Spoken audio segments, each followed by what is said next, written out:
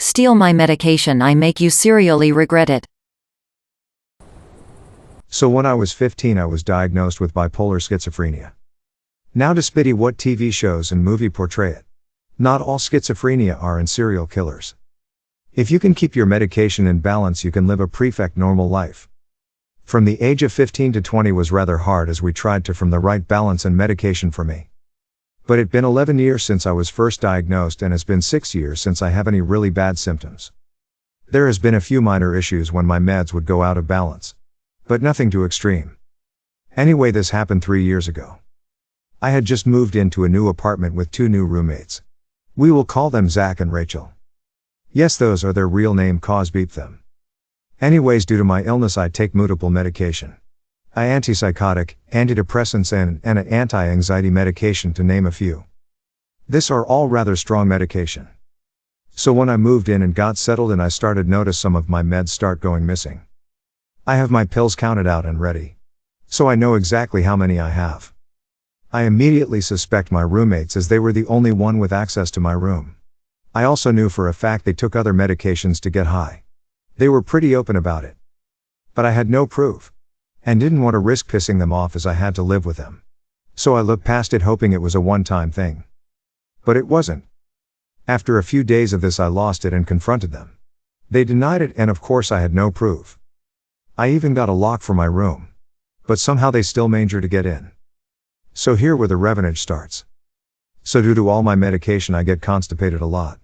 So I have a very stronger laxative I take when this happens. They are tiny pinkish pills. If you don't know about medication you could easily mistake these for something else. One morning before heading to work I took my antipsychotic pill bottles and switched out the pills for my laxatives. And then I left. When I came home that evening, both my roommates were in the washrooms. I asked Rachel what was wrong. She made up some beep food poisoning excuse. They spent the whole night in and out of the bathrooms. My medication stop disappears after that night.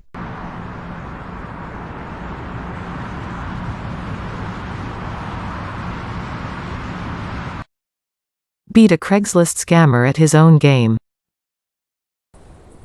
So I was hunting for a rental house for the Valentine's Day weekend and wasn't finding much, so I popped into the local Craigslist page and found a place at a decent but very believable price, no contact info or website, so I emailed through the Craigslist relay. Everything sounds legit up until he asks me to pay using Zelle or bank transfer. Immediately knew it was a scam, but I played along acting confused because I'd never used Zelle. He sends me the Zelle info to send the payment. At this point I reverse image search the cabin and find the actual property owner info and call them. He confirmed that he has had this scam happen before and angry people show up expecting a rental that is already legitimately reserved and demanding a refund. I give him the links and info to the fake Craigslist posting so he can report it. So now I have confirmed that this is 100% a scam, so I decide to have a go at this guy and see how far I can get. After a few more confused sounding email regarding how to get the money to him over Zelle, I sent him the request, but instead of paying him I sent it as a request for payment. I send a few more messages saying it is not going through and then I get a notification saying a payment has been received. Sure enough, he approved my payment request and sent me the money he was trying to get me to send him. So I had over $400 sitting in my Zelle account from a guy in Nigeria who was trying to scam me out of my romantic weekend.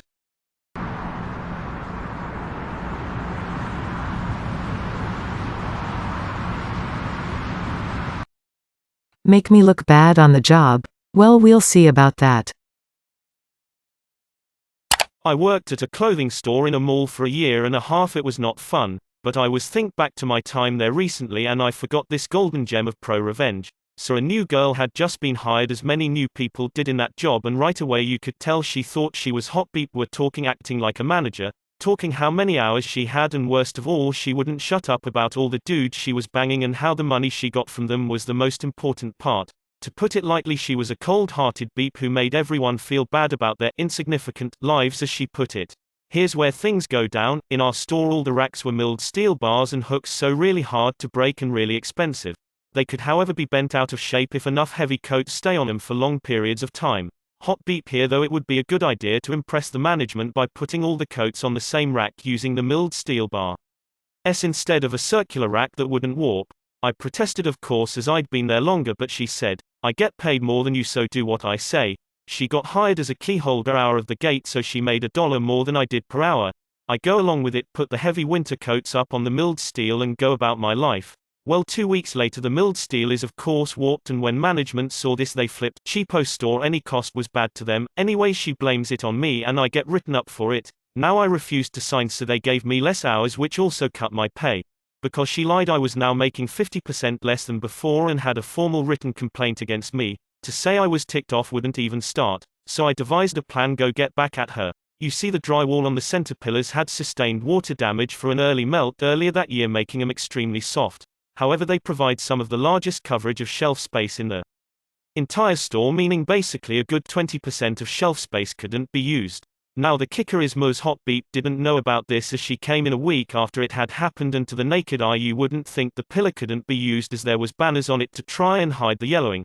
I may have suggested what a waste not being able to have product on the pillars was, and how if someone could come up with a nice display it would bring in a lot of customers due to how people could see it from the mall main floor. We were just off the food court, her eyes lit up. Now here's the thing, I was taking a small break to a nice snowy lake cabin the next day, and the people she had working with her were the manager or the temps who were not allowed to handle marketing and logistics, putting shelves rack up on the wall due to their cost, and the incident that got me wrote up. Now I knew she wouldn't want the managers to see it because she wanted all the glory from it. She wanted to show to our 3 stores in the mall that her store was the best while the managers weren't around, so she, being with a temp and them not being able to put up shelving, put the heavy winter clothing on milled steel racks attached to the soft drywall pillars. Within a week the drywall on the pillars collapsed and ruined $500 worth of product. Now she tried to shift blame on me, but I was away for the whole week, so it could not have been me, because obviously that can't happen if I'm in the forest hundreds of miles from civilization. So no dice there, and she promptly got charged with the repair, demoted to sales associate, and written up for what they finally realized was not just this but the one they wanted me to sign. The repair was $2,500 plus the $500 stock that got destroyed when 40 pounds of drywall came crushing down on it.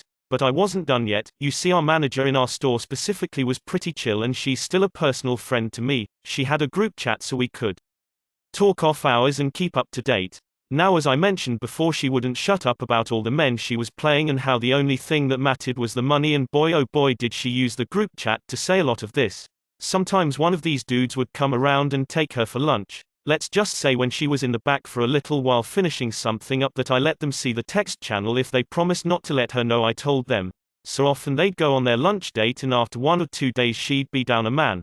Finally this boiled over when one of them took her phone, saw how many guys she had being banging for money, and messaged all of them about how much of a lying cheat she was.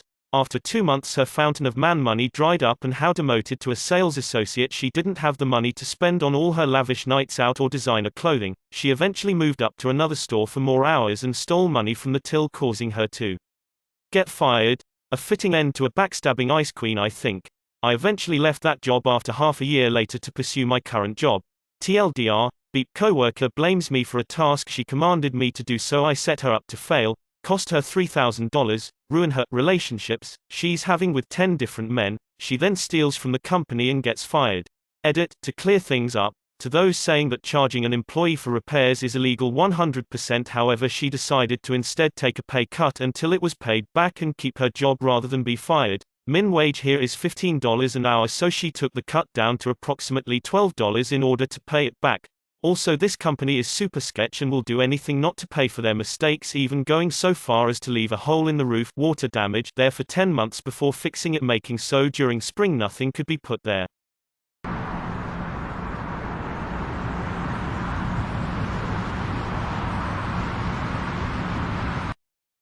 Wasted a scammer's afternoon and gas money using a fake Facebook account for insulting me weeks earlier.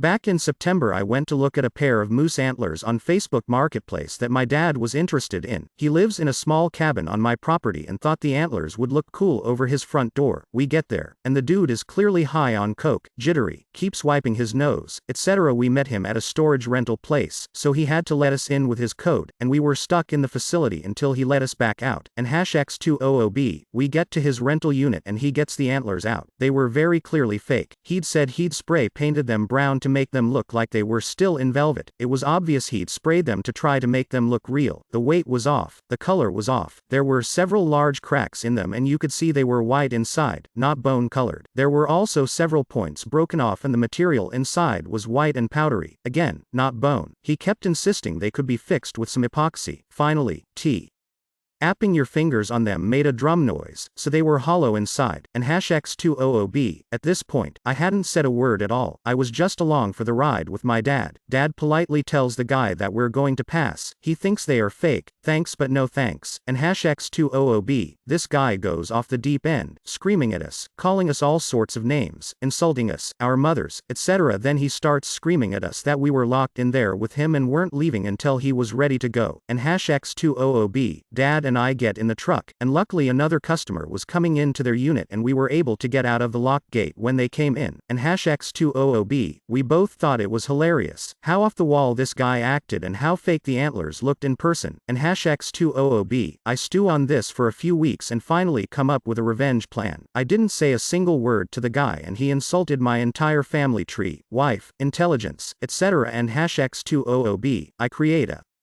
new Facebook account with the dumbest old person name I could come up with. Then, I use a bunch of Hide the Pain Herald photos to populate it with, then start adding as many friends as I can, posting dumb crap about old black and white movies, my prostate, etc. Spent a few days craploading this account as much as I could, and #X200B. Then, once the account was 2 weeks old and I could get on Facebook groups, I go to a few of the groups I knew this guy was on and find some of his items he had for sale. Luckily, he had 2 large bookcases for sale. Great, something big and awkward to move around, and #X200B. Next, I do some research and find the most pain in the butt location in my city to get to. I pick a place that has no highway on-ramps so it takes at least half an hour to get to it off the highway, and #X200B. I message him, and I ask if he would deliver since I only have a sedan, and he says yes, for $50 to cover his gas and a helper because they would take 2 people to move around, and X200B. We set up a date and time, and I tell him I'm going to meet him at a nearby grocery store, since my house is hard to find, and #X200B. Finally, the time arrives. He messages me that he is at the grocery store. Now I come up with every annoying old person slow thing I can think of. I'm putting my shoes on. My wife is in the shower and I can't leave in case she slips. Then, oh, we've not gone anywhere in so long because of this China virus. My car battery is dead, and #X200B. Mr. Scammer finally asks for my address and says he will find the place. I get on Google Maps and find the most pain in the butt street to get to, knowing he's driving a full-size van and towing a trailer with the bookshelves. So I find a street in the very center of an old badly laid out neighborhood, got on Street View, and look for where the house numbers stop, and pick a number a few above that one. I test it in Google Maps, and Google Maps isn't smart enough to know that house number doesn't exist, it just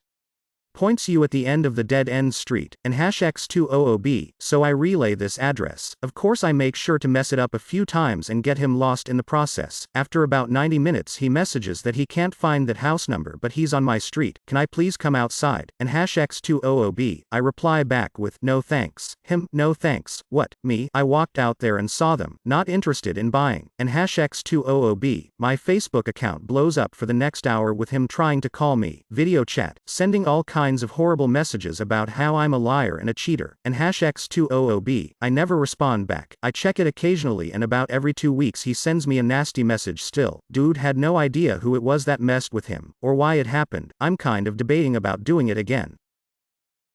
May your day be filled with joy and happiness. And please remember to like, share, and subscribe for more quality content every day.